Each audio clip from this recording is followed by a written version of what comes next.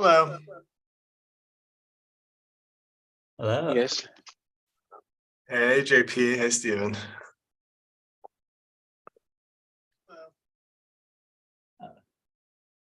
Getting like a feedback loop. I think, okay, let me post this YouTube link in some places. Great. Let's see, maybe on Twitter. And then we can wait for some people to join. Excellent.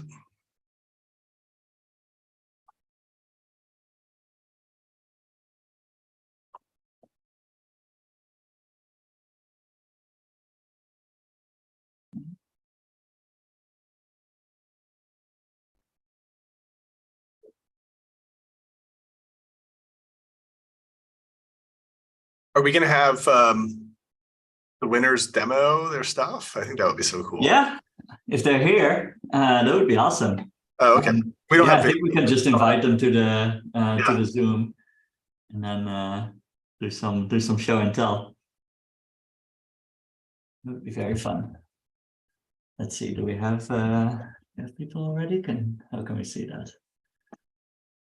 Oh yeah, great. Bunch of folks. Hello, everyone.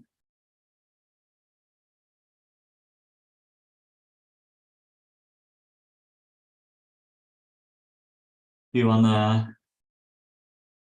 me to kick it off? Yeah, do you want to just kick it off? And okay, yeah. Well, yeah, sure. I'll just start us off here. So, yeah, our goal is to read the Herculaneum papyri, and so we created the Vesuvius challenge to try to accelerate that achievement and to build on the work that Stephen and Dr. Seal's team have done. And it's funny when you launch a contest, especially one that now has pretty high financial stakes, a $700,000 grand prize and over $1 million in total prizes. It is intrinsically competitive, and you create intrinsically an environment where people want to work on their own and keep the progress they make to themselves, because otherwise they're revealing secrets that competitors might use to beat them to the prize. And so competition's good. We like the motivation that can give people and the incentives. But we knew when we started this that we also wanted to encourage some cooperation and create an environment where people would share work that they've done with the world. And we know there are people who are already making progress and already discovering things that are going to bring us all a little bit closer to the final answer here, or the solution. But maybe they think, gosh, I've made a little progress, but I'm not sure if I'm going to have time myself to get all the way there. And so I'd love to kind of put this out. And so we had the idea of creating progress prizes to incentivize people to share incremental bits of work with the rest of the community and with the other contestants, to hopefully raise the water level and bring us all a little bit closer to this milestone historical achievement of reading these papyri. And so obviously the big one that we've got going on right now is the ink detection competition that's happening on Kaggle. And we're, I think, a month into a 3-month contest there. And there's already over 300 teams that are participating. And, you can see on the leaderboard, like, lots of activity every day and people making great progress and advancing the state of the art bit by bit. But we also had this idea that we wanted to try out, and this is our first attempt at it, to offer these open source prizes to people who just build things and release them publicly. And this can really be anything, kind of anything qualifies. We don't want to circumscribe it in advance. It could be some documentation, it could be some code, it could be a pull request to volume cartographer, or just being really helpful in the community, but something you put out publicly where there's a URL that you can send us. And so this, I'm really excited for today, because this is our kind of first swing at this. And if we told ourselves if it went well, we would do more of it in the future. And I think we feel like it went really, really well. And so many people submitted excellent entries to this first open source competition, and JP and the team have very carefully gone through each of them to try to identify the best ones. We had set aside 3 prizes, And so now today's the moment where we get to take you through who are the lucky winners. So JP, I'll hand it over to you. Great. Yeah, that's a great introduction. Oh, and Christy joined us. Hey, Christy. Yeah. Yeah, so I think the way I would like to do this is just kind of go through the winners, and then hopefully all of them are here. They might not be, you know, like people are competing from all over the world, which is very exciting, of course, but it also means that different time zones and so on. And so, but maybe if people are here, we can do like a little bit of a show and tell with the winners. But let me just start off by saying that we got a lot of great submissions, and so if you didn't make it this time, don't fret. Like it was quite competitive, I would say, and everyone who participated also automatically qualifies for the private prizes. So there are like more opportunities there, and there will be more of these open source prizes. So the first thing, yeah, and so maybe we can do like a little bit of show and tell afterwards with the people who are here who ended up winning. The first announcement, I guess, we have to make is that because we were so overwhelmed with so many great submissions, we're actually going to give away 4 prizes instead of 3.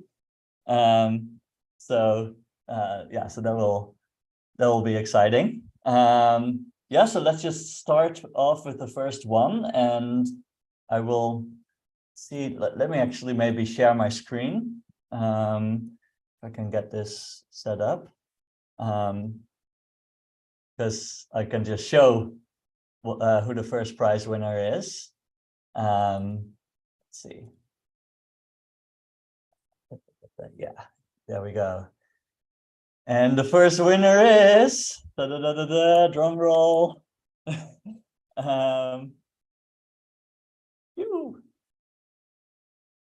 Luke with the scroll viewer. Yeah, we were all super impressed with this one.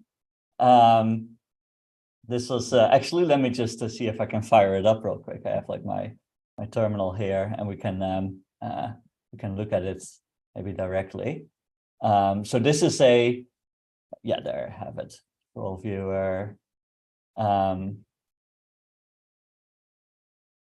Yeah, maybe Nat, do you want to say a few words about why we were so excited as I pull this up real quick and demo it like real quick, and then Luke can maybe show it himself later as well. Sure. Yeah, I mean, I think one of the, and Stephen could probably say more about this too, but I think one of the things that is real tough to deal with in this contest is the data.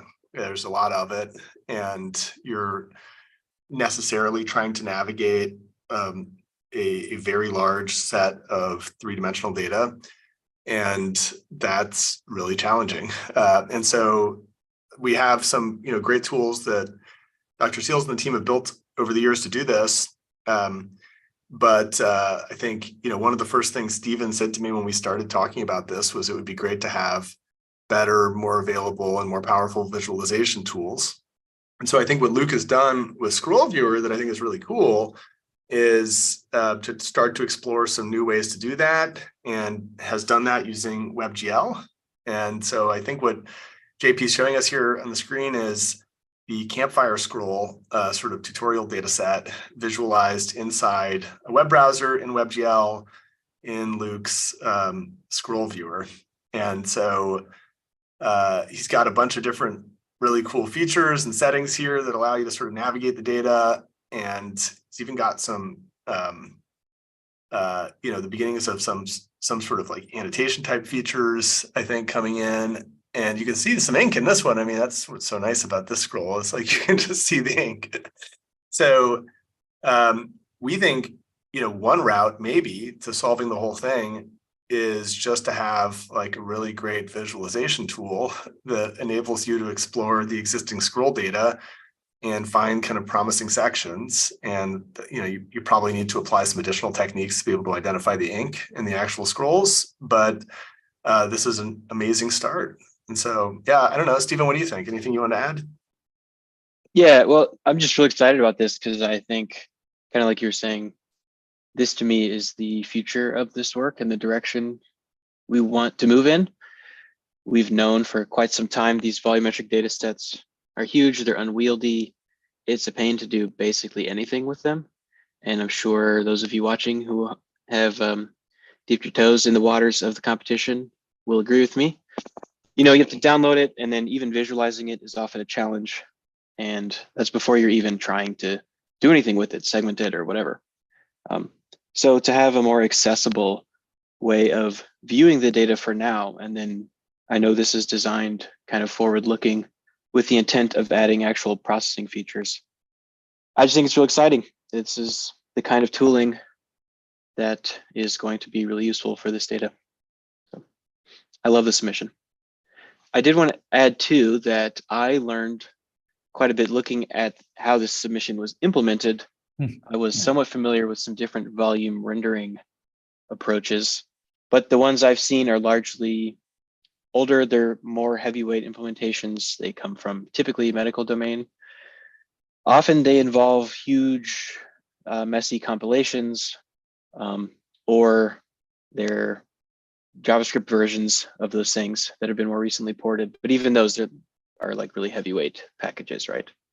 So this one is quite lightweight. It's a pretty direct implementation with WebGL, and I think it's exciting. So thanks, Luke. Great. Nice work. Yeah, so then let's look at the next one. I will share my screen again. And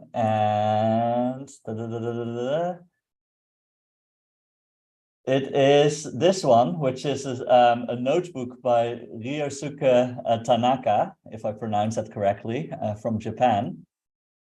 And he made, he or she, I don't know actually, made an amazing notebook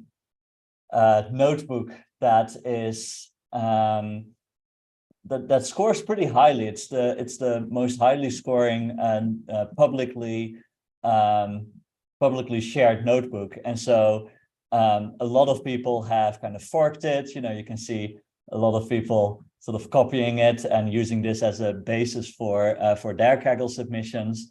And just in general, I think it's really great to see someone who actually got a pretty good score on the Kaggle competition, being willing to put that out in the open and share it with the community so that everyone can benefit from that. And so, yeah, we all thought that was really great to see, and we want to encourage more of that. And it's understandable, of course, that in a Kaggle competition, you know, you want to keep it all close to your chest and get the highest score as possible. And so this is just a very generous thing to do to the community, and it's very solid stuff. It scores very well, and so yeah, congratulations to Yosuke on this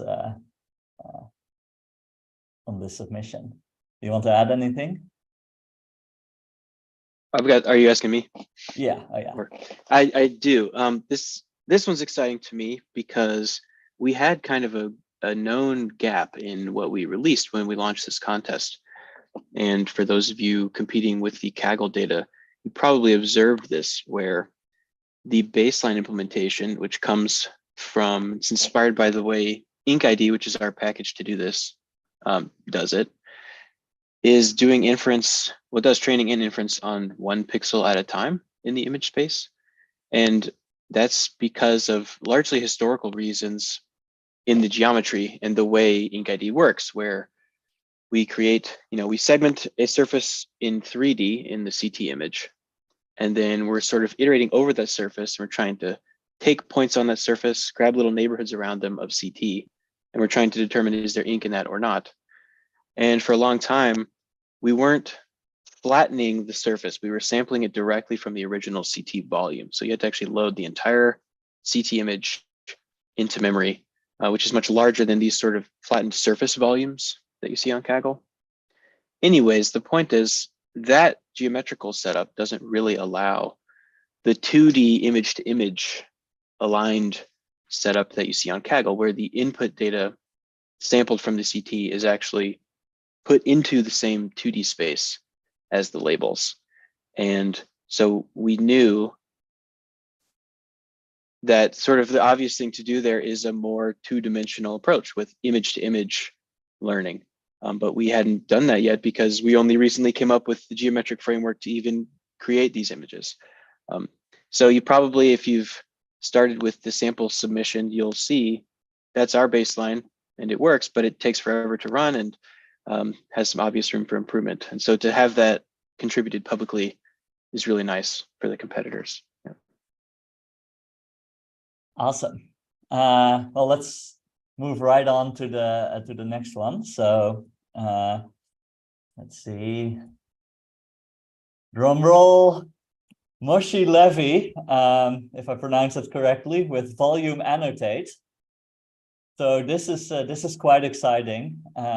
It's basically a re-implementation of a lot that we have in Volume Cartographer, but completely in Python.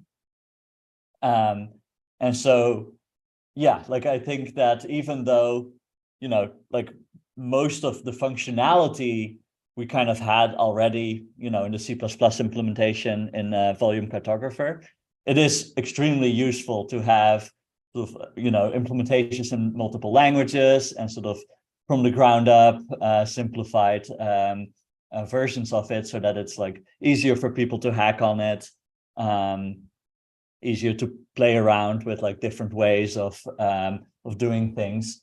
And so, yeah, already there's like some user interface improvements here, like the panning around your keyboard shortcuts and so on are all very fun to play with. And it's also quite fun that you can very quickly sort of extract an actual texture from it with the campfire scroll.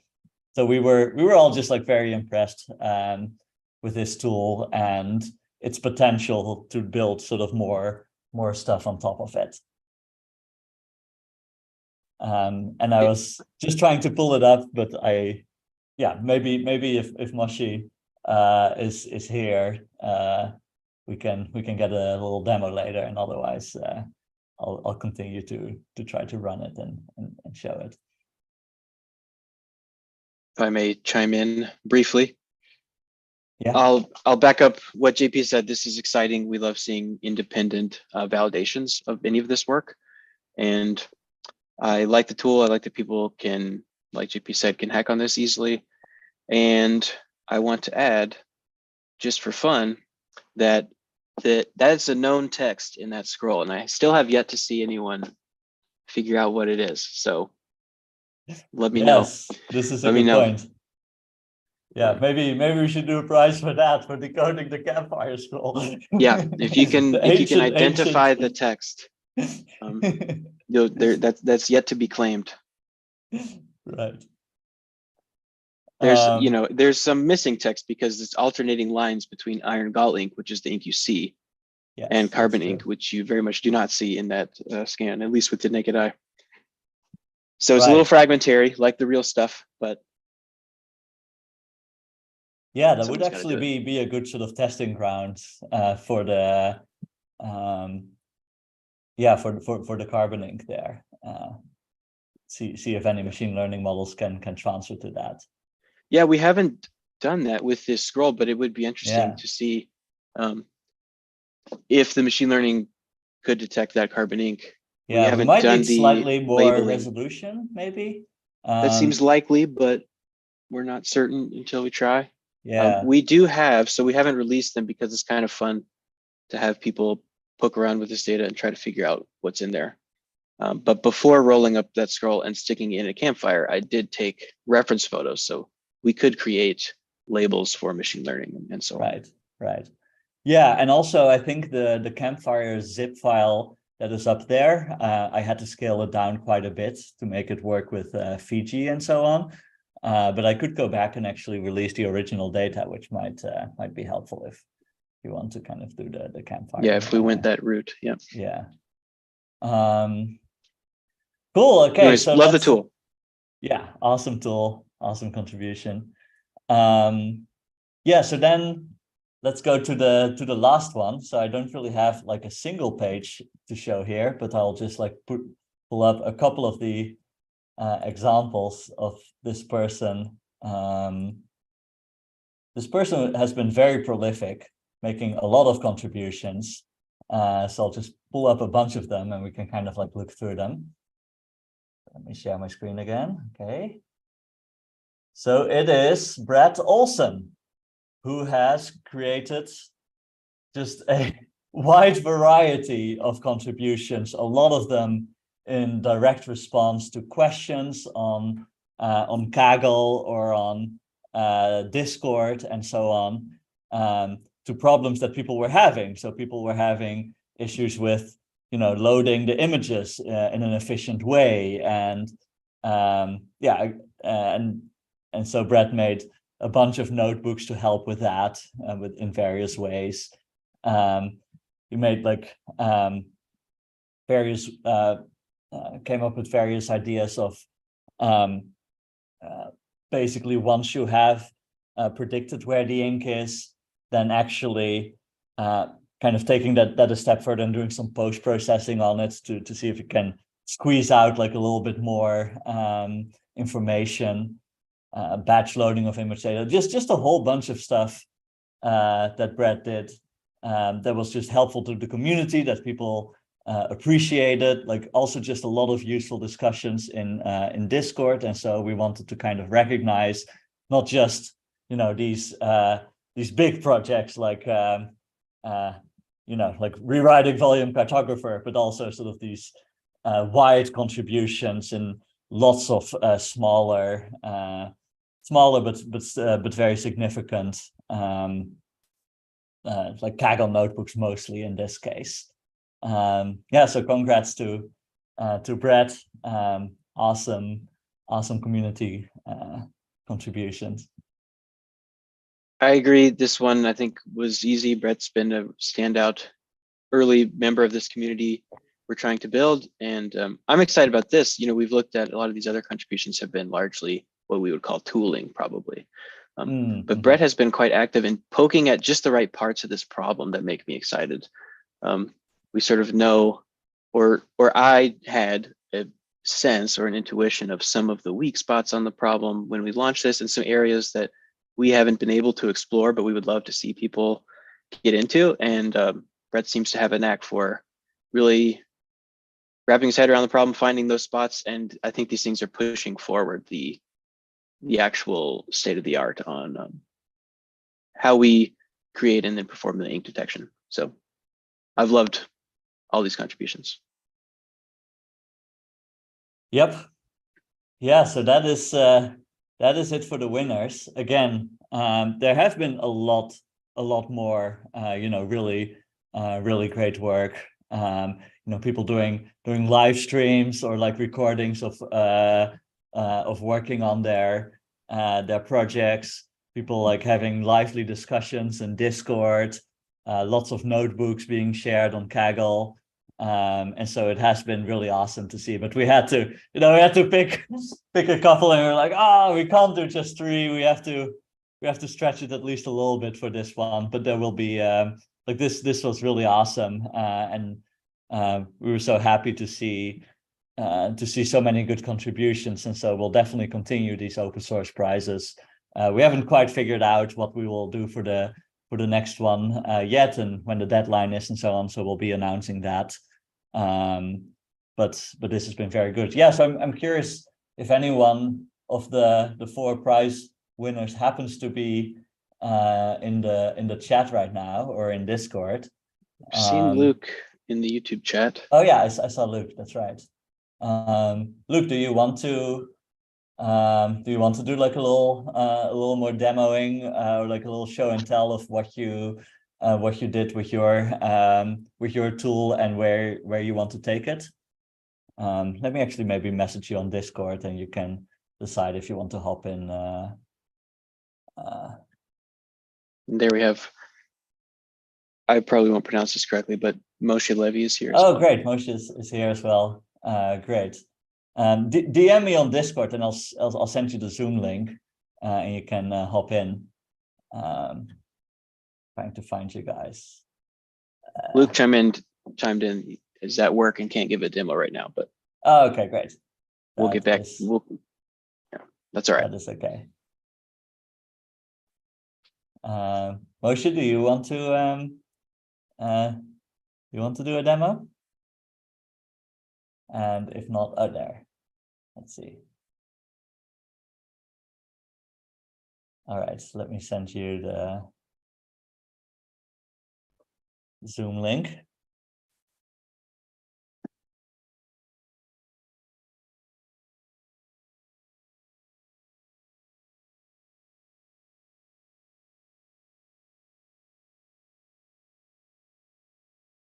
Let's see.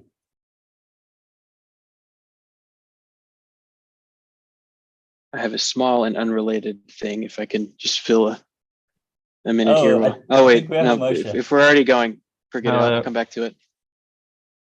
Can you hear me? Hello, great to meet you. We haven't actually met yet. Yeah, nice to meet you too. So I can pull up my project and give a short little demo. Yeah, let's do it. A minute here. Oh wait, no. If we're already going. Oh, maybe you should mute your YouTube, because I think we're getting some feedback loop. So I can pull up my project.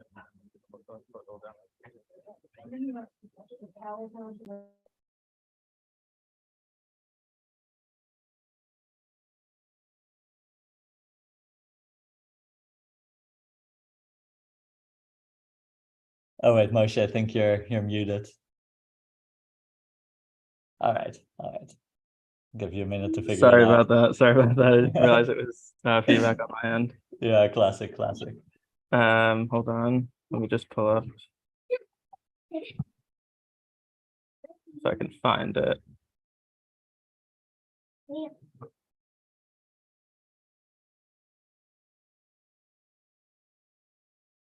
Yeah, all right. I need a permission to share my screen. Oh. I want to call. What do I do? Do I have to press something? Yeah, I think you have to give me sharing permissions. Oh boy, how do I do this? Okay, let's see. Can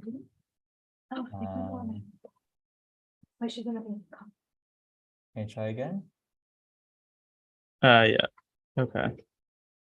So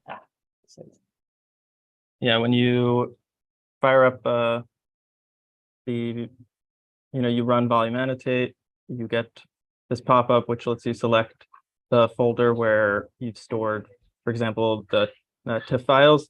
Mhm. In the future, I plan to add more compatibility with various other like data formats, but the data was given to us this way, so I figured it's the easiest. Yeah. So you can, for example, take the campfire scroll and you pull it up. Right, so you've got some basic functionality like scrubbing through the frames. So you can either use these buttons here or just use like arrow keys, which I find easier. And then you can zoom in and out with the arrow keys as well, or with the buttons. And pan around using your mouse or with the WASD keys. And there's also various things you can do with the contrast and stuff. So this is actually a slightly new thing I just added. I haven't pushed it to GitHub yet, but playing around with various highlights and shadows and all that stuff to sort of make whatever feature you're looking for pop out. But yeah, the key functionality obviously is trying to, find a fragment and then unwrap it. So if, with this selection panel here, you can select the outline fragment option, which then lets you, very similar to volume cartographer, sort of outline, what you want to, segment. And then, I usually find it easier if you switch the annotation radius, to be smaller. It's easier to see what you're working with, and you can also hide the annotations just to make sure what you're Mm. outlining is actually in the right place. That's You know, just for the visualization. That doesn't have anything to do with the actual detection. right. Yeah. So it's like often I'm like, am I actually on the edge? I'm not sure. So let me just hide it quickly. Right. And then, if you make a mistake, obviously you can move the points around and delete them if you don't like it. And then if you by eye notice something that you want to see what it is when you're unwrapping it, you can manually annotate it with your mouse by clicking this annotate button. And if you have various different features that you want to see differently, you can annotate in different colors. And then, once you're happy with this, you can automatically, sort of project this down in like the depth dimension using the edge finder. So you click the edge detect, and then it'll attempt to follow the edge, some number of frames down. So I had it set to like 10 frames. And then the other thing that you can play around with is, in addition to manually annotating things, you can also use the like automatic ink detection, which as it currently stands is just a, some threshold. But you can sort of add any other thing you want on top of this. So you can play around with these parameters like ink threshold, ink radius. So ink threshold is just like the threshold. The radius is the radius out from the point that you're considering when you're measuring this threshold. And then you can find ink or on the current frame you're on, or all the frames that you've already segmented. It lagged for a second, but yeah. So once I hope I'm being clear, but yeah, once you've sort of either automatically or manually found some ink or features or whatever, then you can finally save this as some two-dimensional, what do you call it? Like graphic. Texture. Texture, yeah, that's the word I was looking for. So you can save it either just as your annotations, which will just sort of save, where you put your annotations, or you can save a projection, which essentially sort of takes an average of the pixel values, ground the point. And currently the way it's doing it is just like a simple, I believe it's a cube around it, but I know from skimming some of the papers from the group that it's better to do it sort of in an elongated shape in the direction of like the normal to the surface. Right. But that we'll get there at some point. So that's roughly it. And you can see the example I have on GitHub of actually some text from the campfire scroll. Also, by the way, I did manage to unwrap something in the area of the scroll that wasn't published. There was a word, I can't remember what it was. I'll find it in my records and I'll let you know. But share it on Discord or something. See if you got it right. All right, that sounds good. That's awesome. And you found some other areas too, right? Like we might be looking at one over on the left of that image. There's some places where it looks in the slice view like maybe there's ink on the outside of one of the layers. Right. So I've tried unwrapping those, but there didn't seem to be anything like really intelligible. Yeah, we don't know what that is. I mean, I don't think it should be ink, but it's interesting to try to figure out what it might be. Yeah, for everyone's context, there was a bunch of discussion in Discord about ink on the outside of the scroll where we didn't expect it, or like highlights there, and we were very confused. What was that? Very cool. Thanks for showing this. I think we can basically wrap up. There was one more thing, which is that we said that there would also be a fun surprise alongside the prizes, but we've had some logistical issues with the fun surprises, so that will have to wait, I think, for next time. So I just wanted to mention that, otherwise I'll get like a lot of questions about what is going on with that. But this is awesome. Thanks for showing that. And thanks everyone who joined us for the live stream. See y'all.